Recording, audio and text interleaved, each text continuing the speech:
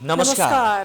Prime समाचारमा स्वागत छ। म सुषमा श्रेष्ठ र म प्रकाश खसिङ। सुरु गरौँ अहिलेसम्मका प्रमुख समाचारबाट।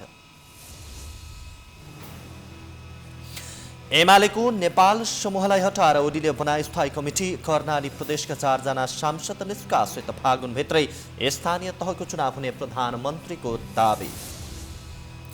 विवाद समाधान हुन नसक्दा नेकपा एमाले विभाजनको संघारमा। औपचारिक घोषणा केही दिनमै हुन सक्ने। अध्यक्ष ओलीले पार्टी फुटाउन खोजेको खनाल नेपाल पक्षको आरोप।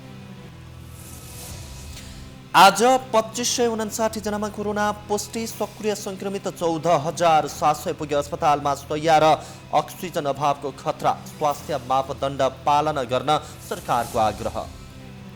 नयाँ सरकार बनाउने प्रयासमा रहेको कांग्रेस आन्तरिक छलफलमा। बहुमत सुनिश्चित भएपछि प्रधानमन्त्री विरुद्ध अविश्वासको प्रस्ताव दर्ता गर्ने। जसपाभित्रको विवाद कायमै।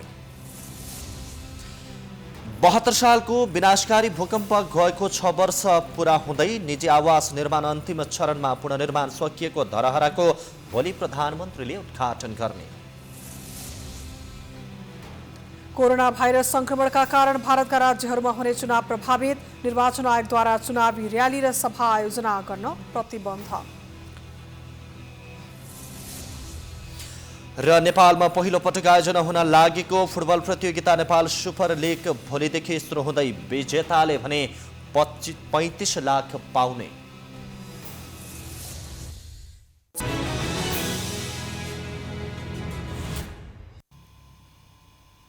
अब समाचार विस्तारमा। नेकपा एमालेको महाधिवेशन आयोजक कमिटीले आज केही महत्त्वपूर्ण निर्णयहरू गरेको छ। खनाल नेपाल पक्षका नेताहरूलाई हटाएर स्थायी कमिटी बनाइएको छ।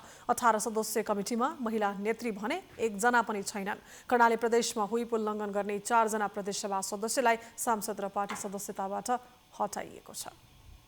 एमालेको महाधिवेशन आयोजक कमिटीका अध्यक्ष एवं प्रधानमन्त्री केपी शर्मा ओलीले खनाल नेपाल पक्षलाई बहिष्कार गर्दै शुक्रबार एकलौटी रूपमा स्थायी कमिटी पुनर्गठन गर्नुभएको छ। बालुवाटारमा ओलीको अध्यक्षतामा बसेको महाधिवेशन आयोजक समितिको बैठकले पार्टीको स्थायी कमिटी पुनर्गठन गरेको हो।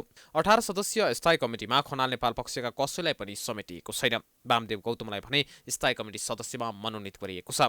पुनर्गठित स्थायी कमिटीमा केपी शर्मा ओली, वामदेव गौतम, ईश्वर पोखरेल, रामबहादुर थापा बादल, विष्णु पौडेल, सुवास नेमुवाङ, शङ्कर पोखरेल, प्रदीप गेवाली, लेखराज भट्ट, टुपबहादुर रायमाझी, सत्यनारायण मण्डल, विष्णु रिमाल, छविलाल विश्वकर्मा, पृथ्वी सुब्बा गुरुङ, रघुवीर महासेठ, केशव बडाल, मणि थापा, किरण गुरुङ र पुष्पराज कणेल छन्।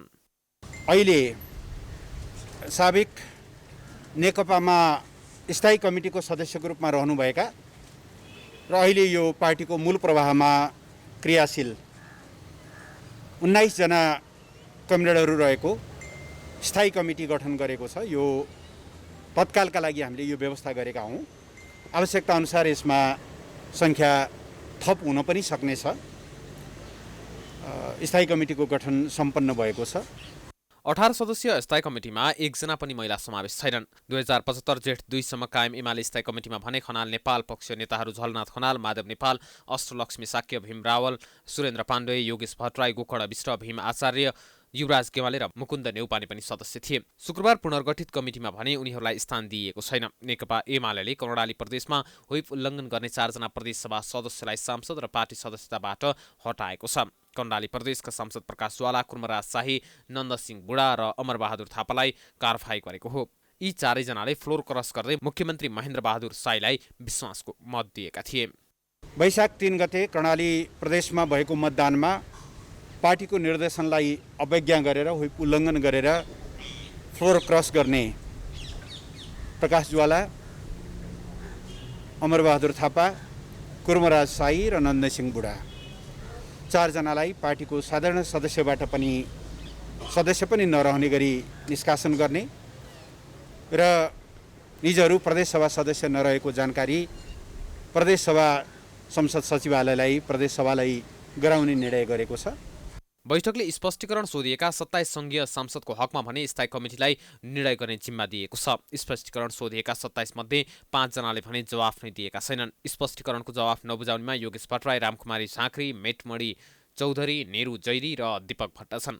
एमाले राष्ट्रिय सभाको रिक्त सदस्य पदमा रामबहादुर थापालाई उम्मेद्वार बनाउने भएको छ। माओवादी केन्द्रबाट निर्वाचित भएका बादललाई पार्टीले कारबाही गरेसँगै राष्ट्रिय सभामा उनको सिट रिक्त भएको थियो। तर एमालेमा प्रवेश गरेका उनलाई शुक्रबार नै स्थायी कमिटी सदस्यको जिम्मेवारी सहित उनकै स्थानमा रिक्त सिटमा उनलाई नै उम्मेद्वार बनाउने निर्णय गरिएको हो। नेकपा एमालेका अध्यक्ष एवं प्रधानमन्त्री केपी शर्मा ओलीले फागुनभित्र स्थानीय तहको चुनाव हुने बताउनु भएको छ। बालुवाटारमा बसेको महाधिवेशन आयोजक कमिटीको बैठकमा प्रधानमन्त्री ओलीले स्थानीय तहको चुनावी तयारीमा लाग्न निर्देशन समेत दिनुभएको हो। प्रधानमन्त्री ओलीले कोरोना महामारीबाट जोगिन र आम नागरिकलाई बचाउने अभियानमा पार्टी पङ्क्ति परिचालित हुन निर्देशन पनि दिनुभएको छ। त्यसै गरी ओलीले पार्टीलाई एकताबद्ध बनाउन आफू लचिलो भएर माधव नेपाल पक्षसँग भेटघाट गर्दा पनि उनीहरूले पहल नगरेको आरोप लगाउनु भएको छ। 2 कदम पछाडि 1 कदम अगाडि बढेर हिँड्नुपर्छ भन्ने लेनिनको शैली अपनाउन तयार भएर कुरा गर्दा विपरीत नेता नेपाल र अर्का नेता योगेश भट्टराईले पार्टी एकताबद्ध बनाउन पहल नगरेको ओलीको आरोप छ। कम्युनिस्ट पार्टी एकताबद्ध बनाउन आफू दिनरात खटेको भन्दै ओलीले अहिले पनि केही व्यक्तिहरू अराजक ढङ्गले लागेको बताउनु भयो।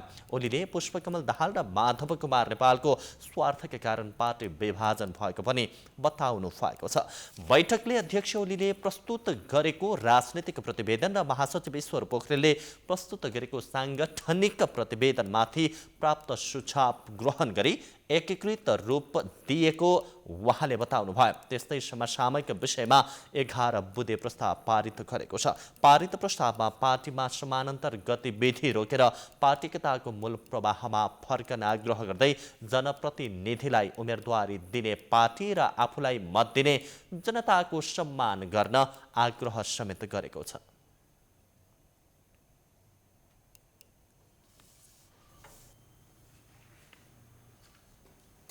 नेकपा एमालेका वरिष्ठ नेता माधव कुमार नेपालले पार्टीमा एकताको सम्भावना क्षीण हुँदै गएको बताउनु भएको छ।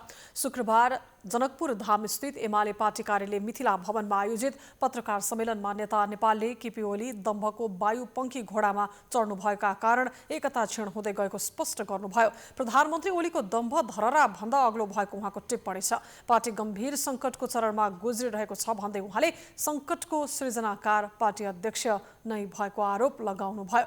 उहाँले आफूसँगको कुराकानीमा आफू समाधानको बाटो अपनाउन आग्रह गरेको भए पनि पार्टी अध्यक्षले पार्टी एकता सुन्नै नचाहेकाले पार्टी लोकतन्त्र, संविधान, संघीयता, विधि र प्रक्रिया धरापमा परेको धारणा राख्नुभयो। पार्टी अध्यक्षलाई 27 सांसदको पद खोज्ने कुनै आधार नरहेको, कुनै अधिकार नरहेको स्पष्ट गर्दै उहाँले आफूहरूको मूल घर नेकपा एमाले नै रहेको स्पष्ट पार्नुभयो।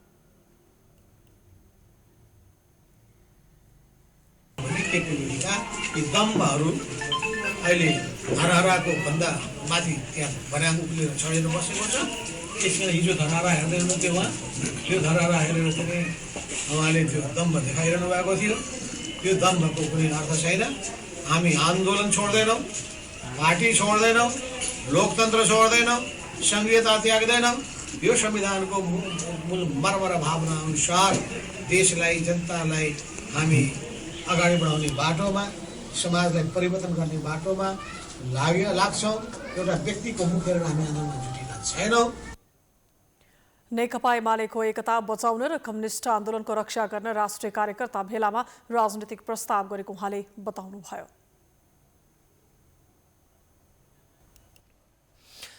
नेकपा एमालेका नेता भीम रावलले अध्यक्ष केपी शर्मा ओली पार्टी फुटाएर जान खोजेको आरोप लगाउनु भएको छ। शुक्रबार रिपोर्टर्स क्लब नेपालले काठमाडौँमा गरेको साक्षात्कारमा उहाँले ओलीले पार्टी फुटाएर गएमा निर्णायक कदम चाल्ने पनि बताउनु भयो। उहाँले आफूहरू कुनै हालतमा एमालेबाट नभाग्ने स्पष्ट पार्नुभयो।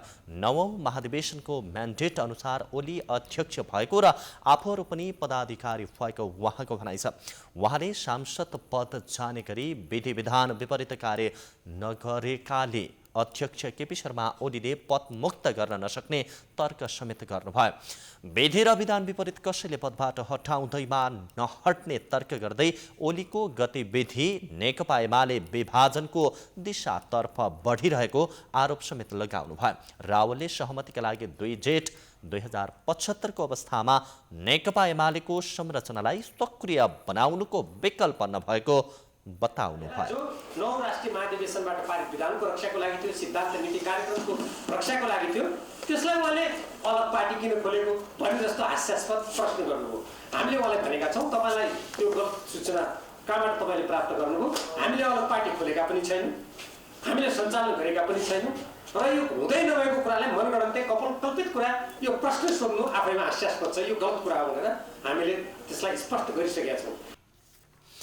उहाँले ओलीले चालेका कदमहरू नसच्याए देशमा अस्थिरता र अराजकता मच्चिने बताउनुभयो। देशको सिमाना मिचिएको भन्दै रावलले त्यस्तो अवस्थामा प्रधानमन्त्रीले प्रतिनिधि सभा विघटन गर्ने, नेकपा विभाजन गर्ने र फेरि एमाले नै विघटन गराउन खोज्ने गतिविधि गरिरहेको आरोप समेत लगाउनुभयो।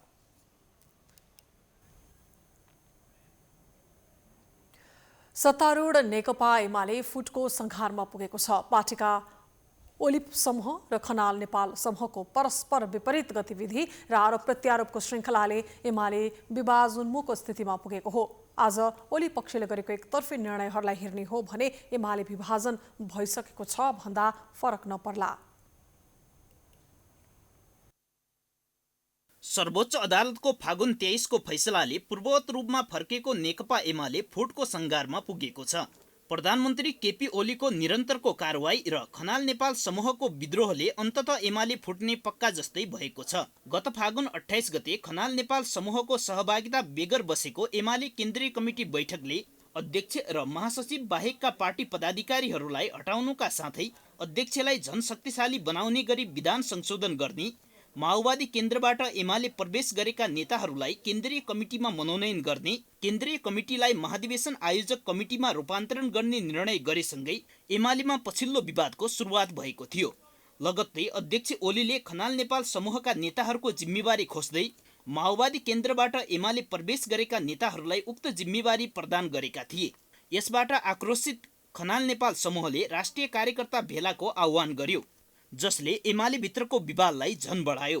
राष्ट्रिय कार्यकर्ता भेलापछि खनाल नेपाल समूह देशव्यापी समानान्तर कमिटी गठन गर्न थाल्यो। पार्टी विभाजन गर्न समानान्तर कमिटी गठन गरिरहेको भन्दै अध्यक्ष ओलीले खनाल नेपाल समूहका 4 शीर्ष नेतालाई 6 महिनाका लागि पार्टीबाट निलम्बित गरिदिए। कर्णालीका मुख्यमन्त्री विरुद्ध उभिएको एमालेका खनाल नेपाल पक्षका 4 सांसदले फ्लोर क्रस गरी माओवादी केन्द्रलाई सघाएपछि नेकपा एमाले भित्रको विवाद झन चुलियो। सांसदहरूको कदमबाट क्रुद्ध अध्यक्ष ओलीले खनाल नेपाल समूहका 27 संघीय सांसद र 5 प्रदेश सभा सांसदलाई स्पष्टीकरण सोधेका थिए। शुक्रबार ओली समूहको मात्रै सहभागितामा बसेको महाधिवेशन आयोजक कमिटी बैठकले खनाल नेपाल समूहलाई नसमेटी स्थायी कमिटी गठन गरेपछि सत्तारूढ पार्टी फुटको नजिक पुगेको छ। एमाले नेता भीम रावल अध्यक्ष ओली पार्टीको विधि विधान र हित विपरीत स्वेच्छाचारी र निरङ्कुश तरिकाले चलिरहेको आरोप लगाउनुहुन्छ। उहाँको स्वेच्छाचारी निरङ्कुश र मन परेको यो पछिल्लो उदाहरण हो। यो नेकपा एमालेको 9 राष्ट्रिय महाधिवेशनबाट पारित विधानको विपरीत छ र त्यसको मार्गनिर्देशनको विपरीत छ। उहाँ स्वयं अवैध अध्यक्ष हुनुहुन्छ। उहाँले गरेका यी सबै निर्णय अवैध छन् र यी मनपरी तन्त्रका नमुना मात्रै हुन्। यसलाई हामी अस्वीकार गर्छौँ। हामी उपयुक्त समयमा उपयुक्त निर्णय लिन्छौँ र हामीलाई विश्वास छ केपी शर्मा ओलीजीका यी अराजक पार्टी विधान विपरीत जसले पार्टीलाई विखण्डनतर्फ लैजान्छ ती कुराहरूको पक्षमा नेकपा एमालेको ठुलो पंक्ति लाग्ने छैन। पार्टीमा विवाद बढ्दै गएपछि एमाले अध्यक्ष केपी ओली र वरिष्ठ नेता माधव नेपाल बीच 2 दिनसम्म राजधानीको एक होटलमा 1-to-1 वार्ता चलेको थियो। वार्तापछि पार्टीभित्रको विवाद समाधान हुने एमालेका कार्यकर्ताहरूको आशा भए पनि नेताहरूबीच कुनै सहमति हुन सकेन।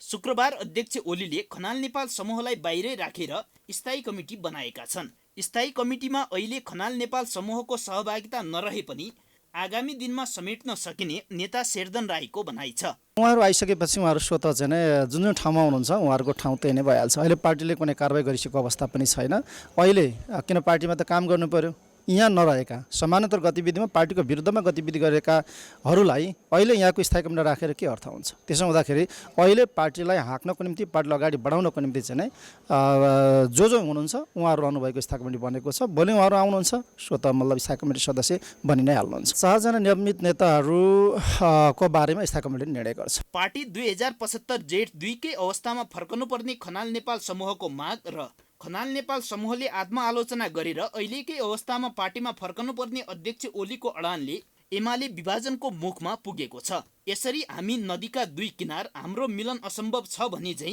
एक पक्षले अर्को पक्षको कुरै सुन्न नचाहनु र एकले अर्कोलाई हेर्ने दृष्टिकोण नै फरक हुनुले केही दिनमै औपचारिक रूपमा नेकपा एमाले दुई चिरामा विभाजन हुने स्पष्ट छ। समाचारको सिलसिला जारी छ, हामी विश्राम पछि आउँछौँ।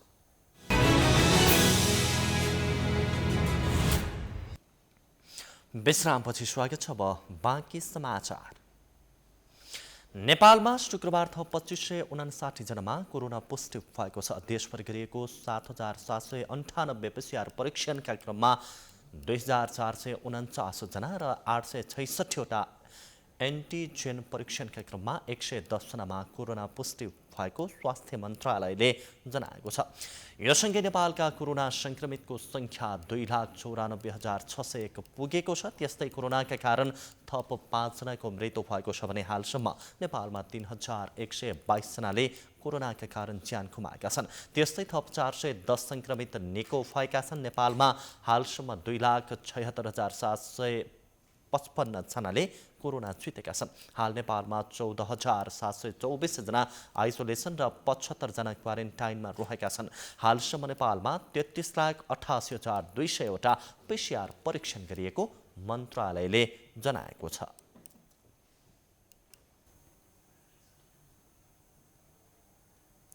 कोरोना संक्रमितको संख्या बढेसँगै अक्सिजनको माग पनि बढ्न थालेको छ। छिमेकी राष्ट्र भारतमा पनि कोरोनाको दोस्रो लहर सुरु भएपछि त्यहाँ भएको अक्सिजन अभावलाई पूर्ति गर्न नेपालमा माग बढेको छ, जसले गर्दा अक्सिजन अब भारतमा निर्यात हुने हो कि भन्ने आशंका बढ्दै गएको छ। दोस्रो लहरको कोरोनाको संक्रमण तीव्र रूपमा फैलिएसँगै नेपालबाट अक्सिजन भारत निर्यात हुन थालेको आशंका गर्न थालिएको छ। भारतमा संक्रमितको संख्या हत्तै बढेर अक्सिजन अभाव देखिन थालेपछि निकासीका लागि केही व्यवसायीले यहाँका बजारबाट अक्सिजन र त्यससँग सम्बन्धित सामग्री उठाइरहेको रसायन तथा मेडिकल आपूर्ति संघका अध्यक्ष सुरेश घिमिरेको भनाइ छ। व्यवसायीका अनुसार नेपालमा अक्सिजन हाल पुग्दो मात्रा रहे पनि माग बढिरहेको छ। संक्रमितको संख्या दिनहुँ बढिरहेको छ भने अस्पताल भर्ना भएका अधिकांशलाई अक्सिजन दिनु परिरहेको छ। यदि अवस्था योभन्दा अझै चिन्ताजनक भयो भने यहाँ पनि अक्सिजन अभाव हुने जोखिम देखेर व्यवसायीलाई बाहिर निकासी नगर्न आग्रह गरेको अध्यक्ष घिमिरेको भनाइ छ। सङ्घले मङ्गलबार आफ्ना साधारण सदस्य र आजीवन सदस्यलाई छिट्टै अक्सिजन अभाव हुन सक्ने भन्दै oxygen concentrator, pulse oximeter, nebuliser, high flow oxygen cannula र अक्सिजनसँग सम्बन्धित सामग्री निर्यात नगर्न सूचना जारी गरेको हो। मेसिनहरू चाहिँ इन्डियाबाट डिमान्ड आइरहेको छ, हामीले सूचना पायौँ होइन। इन्डियाबाट चाहिँ धेरै डिमान्ड आएको छ र चाहिँ केही साथीहरूले चाहिँ त्यो खोजिराख्नु पनि छ।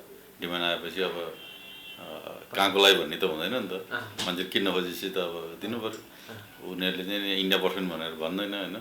तर यदि सर्च भएको इच्छाले चाहिँ पक्कै इन्डिया जान्ला भन्ने चाहिँ हामीले चाहिँ अनुमान गरेको भरमा र चाहिँ केही विश्वस्त सूचनाको आधारमा पनि साथीहरूलाई नगर्नु होला, बाहिर नपठाउनु होला, पछि हामीलाई नै यही चाहिन सक्छ भनेर हामीले चाहिँ एउटा सर्कुलर जारी गरेको छ। अहिले कोरोनाको दोस्रो लहर सुरु भएपछि अघिल्लो पटक जस्तै अहिले पनि माग बढ्दै गएको अक्सिजन उत्पादक कम्पनीले बताउँदै आएका छन्। यद्यपि यतिको अवस्थामा भने यहीँको उत्पादनले नै धान्न सकिने उनीहरूको भनाइ छ। भारत निर्यात गर्ने गरेको विषयमा भने सत्यता नभएको उनीहरू बताउँछन्। कान्तिपुर अक्सिजन कम्पनीका म्यानेजर देवकुमार चुडालका अनुसार उताबाट माग भए पनि आफूहरूले त्यसरी नपठाउने र अक्सिजन पठाउन त्यति सजिलो नभएको बताउनुभयो। यो एक किसिमले गलतै होला, किनभने अक्सिजन सिलिन्डरमा लग्न सक्लान्, एउटा सिलिन्डर यहाँको बिरामीले आवश्यक परे लान सक्लान्। तर अक्सिजन लानको लागि या त लिक्विड बनाएर लानु पर्यो ठुलो ट्याङ्कमा, या त सिलिन्डर बनाएर लिएर सिलिन्डरमा हालेर लिएर जानु पर्यो। सिलिन्डरमा लिएर गएको त त्यहाँ प्रमाणित त छैन। प्रमाणित भए त यो कम्पनीले हो भनेर त्यतिखेर छानबिन गरेर हुन्थ्यो। तर मेरो विचारले त्यो अलिक होइन कि जस्तो लाग्छ मलाई। कोरोनाको अवस्था आउनु अगाडि दम लगायतका श्वास प्रश्वास सम्बन्धी समस्या भएकाहरूका लागि अक्सिजन खपत बढी हुन्थ्यो। तर अहिले कोभिडका सिकिस्त बिरामीलाई पनि अक्सिजन चाहिने देखिएकाले बजारमा माग बढ्दै गएको छ। कतिपयले स्टकका लागि भनेर किनिरहेका छन्। त्यसैले मास्कमा जस्तै कालोबजारी हुन नदिन सरकारले समयमा नै सावधानी अपनाउनु पर्ने देखिन्छ। काठमाडौँ उपत्यका लगायत मुख्य अस्पतालहरूमा कोरोनाका बिरामी उपचारका लागि व्यवस्था गरिएका आइसियु कक्ष भरिएका छन्। सङ्क्रमण दैनिक भयावह रूपमा बढ्दै गएको छ। यस्तै अवस्था रहिरहे अबको केही दिनमा कोरोना सङ्क्रमण भन्दा पनि उपचार सेवा दिन नपाउने अवस्था आउन सक्ने देखिएको छ। दोस्रो लहरको कोरोना संक्रमणले तीव्र गति लिइरहँदा पनि मानिसले जनस्वास्थ्यका मापदण्ड पालना गरेका छैनन्। सरकारले संक्रमितको उपचारका लागि अस्पतालका शैय्या विस्तार गरे पनि जनशक्ति व्यवस्थापनमा चुनौती कायमै छ। संक्रमण बढ्दै जाँदा अबको केही साता निकै कठिन परिस्थिति आउन सक्ने भन्दै चिकित्सकले लकडाउन गर्न सुझाव दिएका छन्। लकडाउन नगर्ने हो भने अस्पतालको संरचना जनशक्तिले धान्न नसकेर बिरामीले मृत्युवरण गर्नुपर्ने अवस्था आउन सक्ने हुँदा लकडाउनको विकल्प नरहेको संक्रमण रोग विशेषज्ञ डाक्टर अनुप सुवेदीले बताउनुभयो। लकडाउन आवश्यक पर्न सक्छ। हामीले सबै चिज गर्दा गर्दै पनि यो संक्रमण चाहिँ असाध्यै बढ्दै गयो, मान्छेहरूले अक्सिजन नपाउने त्यस्तो अवस्था आयो भने र त्यो बेला गर्नुपर्छ, अन्तिम विकल्प हो, गर्नै पर्छ। त्यसले केही भए पनि संक्रमणको भार केही समयलाई कम मत्थर गरिदिन्छ। तर राज्यलाई अरू चिज नगरिकन लकडाउन मात्रै गर्ने छुट छैन। बाहिरको जुन अब आगन्तुकहरू बढिरहेछ नि त होइन, जस्तै अब इन्डियाको मान्छेहरूलाई पनि बाहिर जान धेरै कन्ट्रीहरूले निषेध गरिरहेको अवस्थामा होइन, नेपालमा खुल्ला बोर्डरको कारणले गर्दाखेरि यसको जोखिमहरू एकदमै उच्च छ होइन, अहिले हाई रेटमा भन्नुपर्छ। त्यो भएको हुनाले गर्दाखेरि अहिले काठमाडौँको यो जुन ह्युमिडिटी छ नि यो पनि एकदमै बढी छ। त्यो कारणले गर्दाखेरि लकडाउन एकदमै अपरिहार्य नै रहेको भन्ने बुझिन्छ। यता सर्वसाधारणले भने नागरिक आफै सचेत हुनुपर्नेमा जोड दिएका छन्। यस अघिको लकडाउनले अतालिएका नागरिकले अब सरकारले कुनै पनि अवस्थामा लकडाउन गर्न नहुने बताएका छन्। तर संक्रमणको गति बढेकोले कतिपयले भने लकडाउन नै गर्नुपर्ने सुझाव पनि दिएका छन्। लकडाउन मात्रै समस्याको समाधान होइन होइन, अब जस्तो गरिबहरूलाई त दिनै काम गरेर उनीहरूले खानुपर्ने हुन्छ। लकडाउन गरेपछि त लकडाउन गरेपछि उनीहरूले कसरी आफ्नो गुजारा चलाउने होइन। त्यसै कारण लकडाउन नै मात्रै समस्याको समाधान चाहिँ होइन भन्ने लाग्छ। लकडाउन एउटा वान अफ द विकल्प डेफिनेटली हो होइन। आवश्यकता अनुसार ठाउँ अनुसार अवस्था अनुसार हुन्छ नि, क्राउडेड कति मान्छेहरू छन्, कति जनसङ्ख्या छ, त्यो हेरेर सर्टेन टाइमको लागि लकडाउन गर्न सकिन्छ, गर्नु पनि पर्छ। किनभने लाइफ फर द लङ्गर पिरियडको लागि हो र यो कोभिडको जुन अहिले प्रब्लम भनेको त्यो सर्ट टाइम हो। त्यसो गर्दा बेस्ट इन्ट्रेस्ट भनेको कसरी हुन्छ लाइफ सेभिङ नै हो। यता सरकारले पनि स्वास्थ्यको मापदण्ड पालना नगरे संक्रमण नियन्त्रण गर्नका लागि नयाँ कदम चाल्ने भनिरहेको छ। लकडाउन नै नगरे पनि अन्य विकल्पहरू सबै प्रयोग गर्ने पक्षमा सरकार रहेको छ। मान्छेहरूले जनस्वास्थ्यका मापदण्ड सबैले फलो गर्यो भने लकडाउन गर्नु पर्दैन होइन, गरेनन् भने गर्नुपर्ने अवस्था हुनसक्छ। यो लकडाउन भन्ने सरकारले गर्ने होइन, जो पोहोर साल गरे नि देशभरि लकडाउन, त्यस्तो लकडाउन हुँदैन। जस्तो आज पनि नेपालगञ्जमा लकडाउन छ नि होइन, 3 दिन भइसक्यो त्यहाँ लकडाउन भइरहेछ, काठमाडौँमा छैन। त्यसो भएर यो लकडाउन गर्ने अधिकार जिल्लालाई छोडिदिएको छ। जिल्लामा DCCMC छ, जिल्ला स्तरीय कोभिड क्राइसिस म्यानेजमेन्ट सेन्टर छ, त्यसले गर्ने हो। आफ्नो जिल्लाको अवस्था हेरेर गर्छ उसले। यस्ता संक्रमण रोग नियन्त्रण गर्नका लागि पक्कै पनि केही साता लकडाउन गरी परीक्षण तथा संक्रमितलाई व्यवस्थित गर्न जरुरी छ। तर लकडाउन गरी दैनिक ज्याला मजदुरी गर्ने नागरिकलाई घरभित्रै थुनेर सरकारले आफ्नो काम र कर्तव्य भने पक्कै पनि भुल्नु हुँदैन। अघिल्लो वर्षको फागुन 11 गते सर्वोच्च अदालतले संसद विघटनको निर्णय बदर गरेसँगै नयाँ सरकार निर्माणको कसरत सुरु भएको थियो। तर 2 महिना पुग्न लागिसक्दा पनि केपी ओली नेतृत्वको सरकार कायमै छ। सरकारको नेतृत्व गर्न तयार भएको नेपाली कांग्रेस नै अलमलमा परेको छ। 2074 सालको आम निर्वाचनमा लज्जास्पद हार बेहोरेर प्रमुख प्रतिपक्षीको बेन्चमा पुगेको नेपाली कांग्रेसले प्रभावकारी भूमिका खेल्न नसकेको आरोप लागिरह्यो। तर प्रधानमन्त्री केपी ओलीले गरेको संसद विघटन बदर भएपछि त्यही कांग्रेस सरकारको नेतृत्वमा पुग्ने अवस्था आयो। तर सत्ता समीकरणले अहिलेसम्म कांग्रेसलाई साथ दिएको छैन। यो सबै विषयहरू अगाडि बढ्दाखेरि स्वाभाविक ढङ्गले अहिलेको सरकार अथवा प्रधानमन्त्री केपी शर्मा ओलीसँग नजिक देखिन्छौँ हामी। हाम्रो कामहरू अगाडि बढिरहेको हुनाले र आवश्यक परेको खण्डमा पार्टीले निर्णय गर्छ। जब उहाँहरूलाई हाम्रो आवश्यकता पर्न सक्छ त्यति बेला चाहिँ जसपा पार्टीले निर्णय गरेर एउटा सहकार्यमा जान सक्ने वातावरण बन्छ। स्पष्ट बहुमत पाउने अवस्था सिर्जना नहुँदा ओली सरकार हटाएर नयाँ सरकार बनाउने र त्यसको नेतृत्व गर्ने निर्णय गरेको काङ्ग्रेस अहिले चुप लागेर बसेको छ। काङ्ग्रेसको नेतृत्वमा सरकार बनाउन नेकपा माओवादी केन्द्र सहमत त छ, तर ओली सरकारलाई दिएको समर्थन फिर्ता लिएको छैन। सत्ता समीकरणको साँचो हातमा लिएर बसेको जनता समाजवादी पार्टीले ठोस निर्णय गर्न नसक्दा काङ्ग्रेस र माओवादी अलमलमा परेका हुन्। जसपाभित्र ओली सरकार हटाउने कि जोगाउने भन्नेमा दुई धार भएकाले निर्णय हुन सकेको छैन। त्यसैले गर्दा अहिले काङ्ग्रेसको नेतृत्वमा सरकार बन्न नसकेको हो। जसपाले काङ्ग्रेस सभापति शेरबहादुर देउवालाई प्रधानमन्त्री बनाउन सहमत भएपछि मात्रै नयाँ सरकार बन्ने अवस्था छ। यही अवस्थाका कारण अहिले काङ्ग्रेस चुप लागेर बस्नु परेको हो।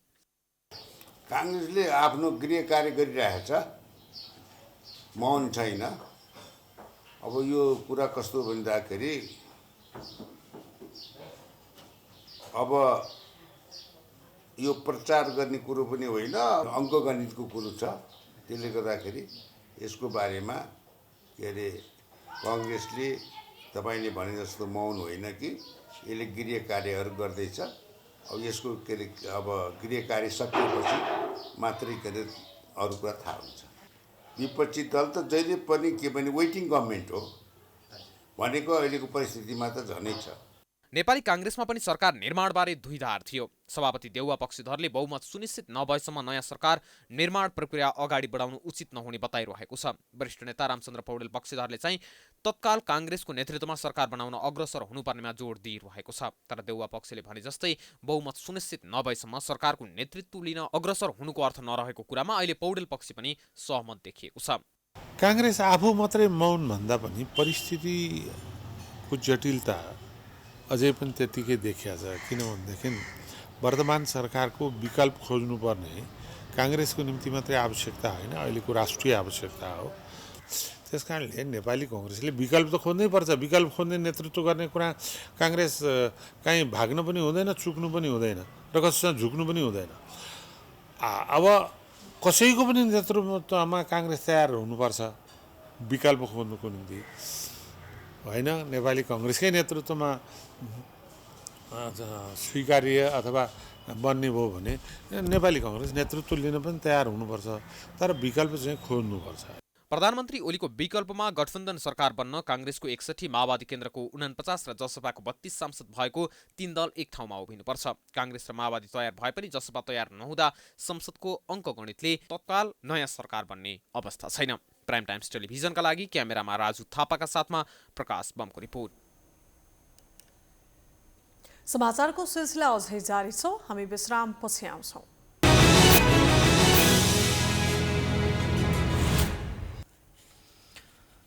विश्रामपछि स्वागत छ। अब आर्थिक समाचार। विनाशकारी भूकम्प गएको 6 वर्ष पूरा हुँदैछ। 72 सालको भूकम्पले क्षति भएका भौतिक संरचनाहरूको पुनर्निर्माण अझै सकिएको छैन। निजी आवास निर्माण अन्तिम चरणमा पुगेको छ। पुनर्निर्माणका लागि अहिलेसम्म भने 3 खर्ब 57 अर्ब रुपैयाँ खर्च भइसकेको छ। राष्ट्रिय पुनर्निर्माण प्राधिकरणले कोभिड-19 का कारण सृजित जोखिमहरूको व्यवस्थापन गर्दै पुनर्निर्माण तथा पुनर्स्थापना कार्यमा सन्तोषजनक उपलब्धि हासिल गरेको दावी गरेको छ। शुक्रबार काठमाडौँमा पत्रकार सम्मेलन गर्दै प्राधिकरणले स्थापना भएदेखि अहिलेसम्म पुनर्निर्माण तथा पुनर्स्थापना कार्यमा सन्तोषजनक उपलब्धि हासिल गरेको जनाएको हो। पुनर्निर्माण र पुनर्स्थापनाको प्रमुख क्षेत्र निजी आवासमा 93% को उपलब्धि प्राप्त भएको प्राधिकरणले जनाएको छ। प्राधिकरणका अनुसार अनुदान सम्झौता गरेका 8,11,754 लाभग्राही मध्ये घर पुनर्निर्माण सुरु गरेका कुल लाभग्राहीको संख्या 7,53,104 अर्थात् झण्डै 93% पुगेको छ। यसै आर्थिक वर्षभित्र निजी आवासको मूलभूत काम सम्पन्न गर्ने लक्ष्य हासिल हुने प्राधिकरणका प्रमुख कार्यकारी अधिकृत सुशील गेमालीले जानकारी दिनुभयो। निर्माण र पुनर्स्थापनाको प्रमुख क्षेत्र निजी आवासमा 93% को उपलब्धि प्राप्त भएको छ। अनुदान सम्झौता गरेका 8,11,754 लाभग्राहीहरूमध्ये घर पुनर्निर्माण सुरु गरेका कुल लाभग्राहीको सङ्ख्या 7,53,104 अर्थात् झन्डै 93% पुगेको छ। पहिलो किस्ता वितरण 79.86%, दोस्रो किस्ता वितरण 86.78% र तेस्रो किस्ता वितरण 78.66% पुगिसकेको छ। यसै आर्थिक वर्षभित्र निजी आवासको मूलभूत काम सम्पन्न गर्ने लक्ष्य हासिल हुने कुरामा विश्वस्त छौँ।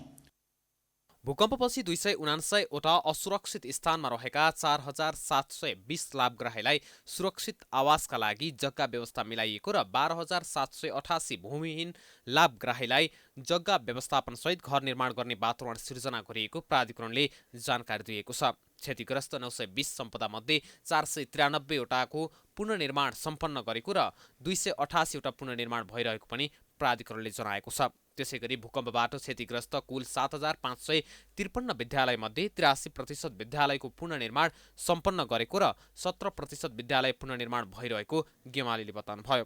पुनर्निर्माणका लागि भएको दाता सम्मेलनमा प्रतिबद्धता व्यक्त भएको 410 अर्ब रुपियाँ मध्ये 67 अर्ब राहत तथा उद्धार एवं अन्य कार्यक्रममा खर्च भएको गेमालीले बताउनुभयो। भूकम्पबाट क्षतिग्रस्त कुल 7553 विद्यालयमध्ये 83% विद्यालयको पुनर्निर्माण सम्पन्न गरेका छौँ भने 17% विद्यालय पुनर्निर्माण भइरहेका छन्। यी विद्यालयको पुनर्निर्माण यसै आर्थिक वर्षभित्र सम्पन्न गर्ने लक्ष्य छ। त्यस्तै कुल 1197 स्वास्थ्य संस्थामध्ये 698 को पुनर्निर्माण सम्पन्न भएको छ भने 296 को पुनर्निर्माण जारी छ। यस्तै कुल 415 सरकारी भवनमध्ये 90% को पुनर्निर्माण सम्पन्न भइसकेको छ। प्राधिकरण अन्तर्गत निर्माण भइरहेका सुरक्षा निकायका 216 वटा संरचनामध्ये 214 वटाको पुनर्निर्माण सम्पन्न भइसकेको छ। पुनर्निर्माणका लागि स्वीकृत पञ्चवर्षीय पुनर्निर्माण तथा पुनर्स्थापना योजना अनुसार परिमार्जित कुल बजेट आवश्यकता 4 खर्ब 88 अर्ब रुपियाँ हो। यसमध्ये हालसम्म नेपाल सरकार एवं दातृ निकायहरूको समेत गरी 2077 चैत्र मसान्तसम्म कुल 3 खर्ब 57 अर्ब रुपियाँ खर्च भइसकेको प्राधिकरणले जनाएको छ। 2072 वैशाख 12 गते गोर्खाको बारपाकलाई केन्द्रबिन्दु पारेर गएको विनाशकारी भूकम्पको 6 वर्ष पुरा हुन लागेको अवसरमा प्राधिकरणले पत्रकार सम्मेलन गरी पुनर्निर्माणको अवस्थाका बारेमा जानकारी गराएको हो। भूकम्प र त्यसपछिका पराकम्पबाट भएको क्षतिको पुनर्निर्माण र पुनर्स्थापनाको उद्देश्यसहित 2072 पौष 10 गते राष्ट्रिय पुनर्निर्माण प्राधिकरणको गठन भएको थियो। 2072 सालको भूकम्पले भत्काएको ऐतिहासिक धरहरा पुनर्निर्माण सम्पन्न भएको छ। भत्केको 6 वर्षपछि धरहराको पुनर्निर्माण सकेर भोलि उद्घाटन गर्ने कार्यक्रम छ। प्रधानमन्त्री केपी शर्मा ओलीले उद्घाटन गर्ने कार्यक्रम तय भएको छ। भत्केको 9 तले धरहरा पुनर्निर्माणका क्रममा 22 तलाको बनाइएको छ। नयाँ धरहराको 20औं तलामा उक्लिएर काठमाडौँ नियाल्न सकिने व्यवस्था मिलाइएको छ। पुरानो धरहरा भन्दा नयाँ बन्ने धरहराको चौडाइ ठूलो छ भने चढ्नका लागि 2 वटा लिफ्ट पनि बनाइएको छ। साथै एउटा परम्परागत भर्याङ पनि रहेको छ। अपाङ्ग मैत्री रूपमा धरहरा निर्माण भएकाले लिफ्टबाट सबैले धरहराको टुप्पोमा पुग्न सक्नेछन्। नयाँ धरहरा अत्याधुनिक र सुविधा सम्पन्न हुनेछ। 42 रोपनी क्षेत्रफलमा निर्माण सुरु गरिएको धरहरा बाहिरबाट हेर्दा 11 तलाको हुने भए पनि भित्र भने 22 तलाको र उचाइ 72 मिटर र 48 फिटको बेस रहनेछ। 22औं तलामा पुरानै धरहरामा रहेको शिवलिङ्ग प्रतिस्थापन गरिएको छ। धरहरा निर्माणको ठेक्का GITC रमन जेवीले 2075 असोज 14 गते पाएको थियो। 2072 सालको भूकम्पबाट क्षतिग्रस्त स्वयम्भू महाचैत्य परिसरमा रहेको कर्मराज महाविहार गुम्बाको पुनर्निर्माण सम्पन्न भएको छ। महानगरपालिका वडा नम्बर 15 का अध्यक्ष एवं स्वयम्भू पुनर्निर्माण समितिका अध्यक्ष ईश्वरमान डङ्गोले शुक्रबार काठमाडौँमा पत्रकार सम्मेलनको आयोजना गरी विश्व सम्पदा सूचीमा सूचीकृत स्वयम्भू महाचैत्य परिसरमा रहेको कर्मराज महाविहार र स्वयम्भूका पुजारी बुद्धाचार्य परिवारका 17 वटा घरहरूको पुनर्निर्माण सम्पन्न भएको जानकारी दिनुभयो। उहाँले 17 वटा घरहरूको पुनर्निर्माण हाउस पुलिङ प्रणालीबाट एकै ठाउँमा ल्याई एउटै आकारमा पुरातत्व विभागको मापदण्ड अनुसार मौलिक शैलीमा गरिएको बताउनुभयो। यस कार्यको लागि कर्मराज महाविहार गुम्बाका परम पूजनीय 7औं अवतारी गुरु कर्मपा ठिल्ले ठा दोर्जे ज्यूले आर्थिक भार बिहोर्नु भएको थियो। कर्मराज महाविहार र पौराकालिक बीच एक सम्झौता गरी यो निर्माण कार्य अगाडि बढाएको हो। यो कार्यमा स्वयम्भू परिसरमा सयौंदेखि बसोबास गर्दै आउनुभएका बुद्धाचार्य पुजारी परिवारका 17 वटा घरलाई हाउस पुलिङ प्रणालीबाट एकै ठाउँमा ल्याई एउटै आकार पुरातत्व विभागको मापदण्ड अनुसार मौलिक शैलीमा निर्माण गरेको हो। हाउस पुलिङ प्रणालीबाट निर्माण सम्पन्न भएको काठमाडौँको पहिलो योजना पनि यही नै हो। पुनर्निर्माण भएको गुम्बा र घरहरू वैशाख 13 गते सोमबारका दिन सम्बन्धित महाविहार र घरधनीहरूलाई हस्तान्तरण हुने अध्यक्ष डङ्गोलले जानकारी दिनुभयो।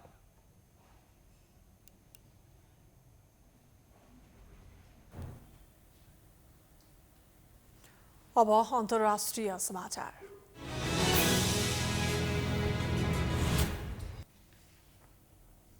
कोरोना भाइरसको संक्रमण तीव्र रूपमा बढेपछि भारतमा निर्वाचन आयोगले चुनावी र्याली र सभा आयोजना गर्न रोक लगाएको छ। पछिल्ला हप्ताहरूमा कोरोना भाइरसको संक्रमण उभत्तै बढ्नुमा कतिपय राज्यहरूमा भइरहेका भिडभाडपूर्ण चुनावी अभियानलाई समेत जिम्मेवार भएको आंकलन गर्दै निर्वाचन आयोगले प्रतिबन्धात्मक कदम चालेको हो। भारतका राज्यहरूमा यो वर्ष श्रृङ्खलाबद्ध चुनाव हुँदैछ। निर्वाचन आयोगले चुनावी अभियानका क्रममा कैयौं पार्टी र उम्मेद्वारहरूले स्वास्थ्य सुरक्षाका मापदण्ड पालना नगरेको जनाएको छ। देश संक्रमणको कठोर मारमा परेका बेला भइरहेका यस्ता गतिविधिलाई लिएर प्रधानमन्त्रीको समेत चर्को आलोचना भइरहेको छ। पछिल्लो समय भारतमा कोरोना संक्रमणले प्रत्येक दिन नयाँ रेकर्ड बनाउन थालेको छ।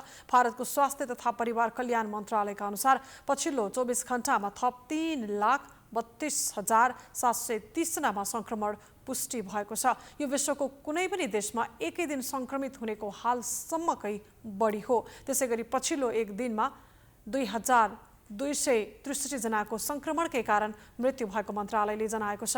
विश्वमा उच्च संक्रमण भएका मुलुकमध्ये भारत अमेरिकापछि दोस्रो नम्बरमा छ। भारतमा अहिलेसम्म 1,62,63,695 जनामा कोरोना संक्रमण पुष्टि भएको छ। त्यस्तै अहिलेसम्म कोरोनाका कारण मृत्यु हुनेको संख्या 1,86,920 पुगेको छ भने 1,36,00,000 भन्दा बढी संक्रमण मुक्त भएका छन्। भारतमा अहिले 24,28,000 भन्दा बढी सक्रिय संक्रमित रहेका छन्। त्यस्तै भारतले अहिलेसम्म 13,54,78,420 डोज कोरोना खोप लगाइसकेको छ।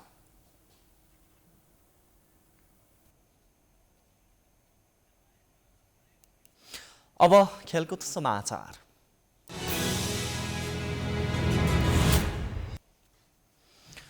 नेपालमा पहिलो पटक आयोजना हुन लागेको फ्रेन्चाइज फुटबल प्रतियोगिता नेपाल सुपर लिग NSL को सम्पूर्ण तयारी पूरा भएको छ। आयोजक नेपाल स्पोर्ट्स म्यानेजमेन्टले शुक्रबार काठमाडौँमा पत्रकार सम्मेलन गर्दै प्रतियोगिताको सम्पूर्ण तयारी सकिएको जनाएको छ। आयोजकले कोरोना भाइरसको महामारी बावजुद सरकारसँग छलफल गर्दै सरकारको अनुमतिमा लिग आयोजना गर्न लागेको जनाएको हो। प्रतियोगिताका निर्देशक श्रेयंश कार्कीले क्लबले लगानी गरिसकेको कारण बन्द रङ्गशालामा भए पनि प्रतियोगिता आयोजना गर्न गइरहेको बताउनुभयो। सरकारको सबै स्थानमा पत्र पठाएर स्वीकृति लिएर अघि बढेको उहाँले बताउनुभयो। प्रतियोगिता डाइरेक्टर कार्कीले दर्शकलाई अनुमति नमिले पनि फरक माध्यमबाट प्रतियोगिताले खेलकुदको माहौल ल्याउने बताउनुभयो। डेफिनेटली नेपाल सुपर लिगलाई चाहिँ एउटा फर्स्ट सिजनमै धेरै फलोसिप नहुँदाखेरि पनि यस्तो इम्प्याक्ट डेफिनेटली त्यसले एउटा कम्पिटिटिभलाई अलिकति कम गर्ला। तर हाम्रो AP1 मा पनि प्रत्यक्ष लाइभ हुने नै छ। त्यसले गर्दाखेरि एउटा कुनै न कुनै माहौल चाहिँ एउटा भनौँ न काठमाडौँ वरिपरि नेपाल वरिपरि मान्छेलाई एउटा उत्साहको फिलिङ चाहिँ होस् र त्यही कारणले गर्दा पनि प्लेयर्सहरूलाई त्यो एउटा एनर्जीले खेलोस् भन्ने चाहिँ हामी आशा गर्छौँ। पहिलो संस्करणको लिगमा 7 फ्रेन्चाइज टिमको सहभागिता रहेको छ, जसमा Biratnagar City Football Club, Kathmandu Rangers Football Club, Lalitpur City Football Club, FC Chitwan, Dhangadhi FC, Pokhara Thunders र बुटवल लुम्बिनी FC रहेका छन् भने त्रिपुरेश्वर स्थित दशरथ रङ्गशालामा शनिबार काठमाडौँ रेजर्स फुटबल क्लब र ललितपुर सिटी फुटबल क्लब बीचको खेलसँगै लेगको सुरुवात हुनेछ। काठमाडौँ र ललितपुर बीचको उद्घाटन खेल साँझ 5:30 जाँदा सुरु हुनेछ। अखिल नेपाल फुटबल संघ एन्फाको प्राविधिक सहयोगमा हुने लेग राउन्ड रोबिनको आधारमा हुनेछ। जेठ 1 सम्म सञ्चालन हुने लेगमा कुल 25 खेल हुनेछ। प्रतियोगिताको विजेताले 35 लाख पाउने आयोजकले जनाएको छ। यस्तै उपविजेताले भने 15 लाख पाउनेछन्।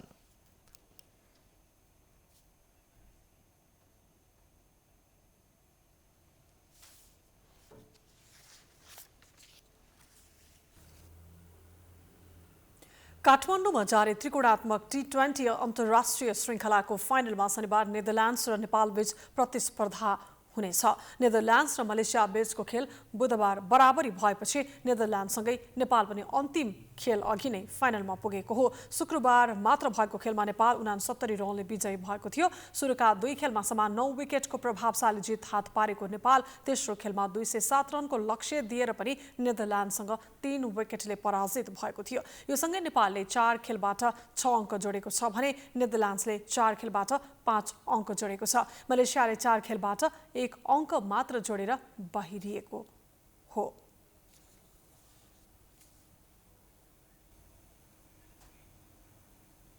यो सँगै हामी प्राइम समाचारको अन्त्यमा आइपुगेका छौँ। जाँदै प्रमुख समाचार पुनः एकपटक। एमालेको नेपाल समूहलाई हटाएर ओलीले बनाए स्थायी कमिटी। कर्णाली प्रदेशका 4 जना सांसद निष्कासित। फागुनभित्र स्थानीय तहको चुनाव हुने प्रधानमन्त्रीको दावी। विवाद समाधान हुन नसक्दा नेकपा एमाले विभाजनको संघारमा। औपचारिक घोषणा केही दिनमै हुन सक्ने अध्यक्ष ओलीले पार्टी फुटाउन खोजेको खनाल नेपाल पक्षको आरोप। आज 2559 जनामा कोरोना पुष्टि। सक्रिय संक्रमित 14,700 पुग्यो। अस्पतालमा शय्या र अक्सिजन अभावको खतरा। स्वास्थ्य मापदण्ड पालना गर्न सरकारको आग्रह।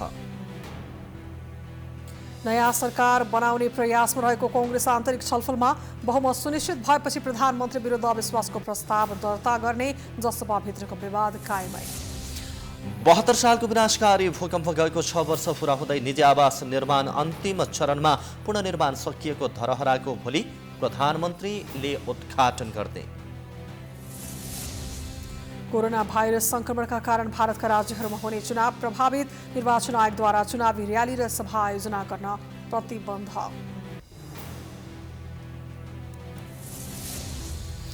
र नेपालमा पहिलो पटक आयोजना हुन लागेको फुटबल प्रतियोगिता नेपाल सुपर लिग भोलिदेखि सुरु हुँदै विजेताले भने 35 लाख पाउने।